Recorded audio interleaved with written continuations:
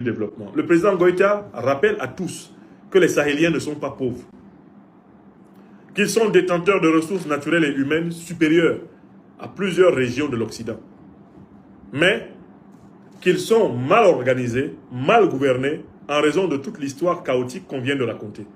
Voilà pourquoi les acquis de l'AES sont la banque d'investissement fédéral avec 500 milliards de fonds, la télévision de l'Alliance des États du Sahel pour la lutte communicationnelle, le projet d'une centrale d'achat de produits de première nécessité, le passeport de l'AES qui est déjà en circulation, le projet d'une compagnie aérienne de l'Alliance des États du Sahel, le projet d'une compagnie aérienne de l'Alliance des États du Sahel, le projet de construction d'une autoroute et d'un chemin de fer reliant Bamako, Niamey et Ouagadougou. Voilà le bilan et les perspectives qu'a tracé le président sortant de l'Alliance des États du Sahel. Il conclut en soulignant que le succès de son action n'aurait pas été possible sans la solidarité permanente et totale de ses deux homologues burkinabés et nigériens. Donc voici, mes chers amis, non seulement une lecture en coupe transversale, mais une lecture en spécificité des discours des trois grands du Sahel. Que pouvons-nous retenir de ce qu'ils ont dit? Comme je l'ai dit au départ du décryptage de ces trois allocutions,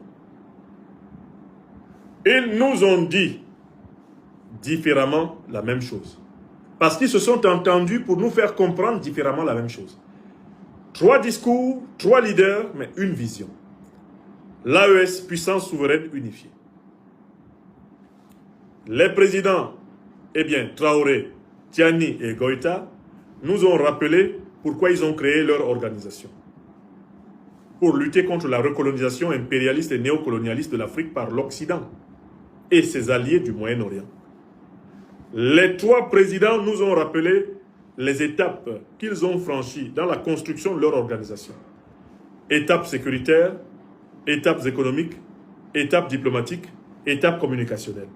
Les trois présidents nous ont expliqué la gravité du contexte dans lequel nous sommes. Nous ont invités à élever notre niveau de conscience pour comprendre qu'il s'agit d'une question de vie ou de mort pour toute l'Afrique, comme civilisation humaine.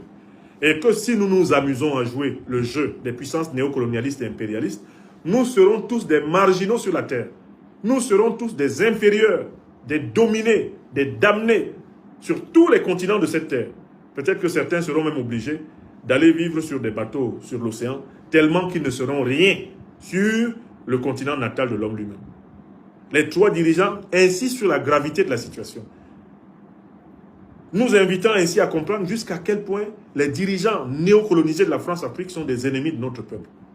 Des gens comme Ouattara Dramane, Biya Paul, pour ne citer que cela, sont de véritables dangers pour le peuple africain.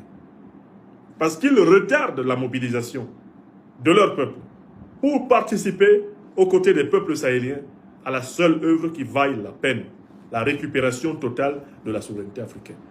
Enfin, les trois dirigeants nous ont parlé d'une manière claire. Même quand le président Traoré a recouru à la métaphore de l'hiver noir, c'est d'une manière tellement pédagogique qu'il nous a donné les clés pour comprendre que l'hiver noir n'est rien d'autre que la vaste guerre de recolonisation du continent africain par les impérialistes occidentaux et leurs alliés moyen-orientaux et leurs supplétifs, leurs valets africains.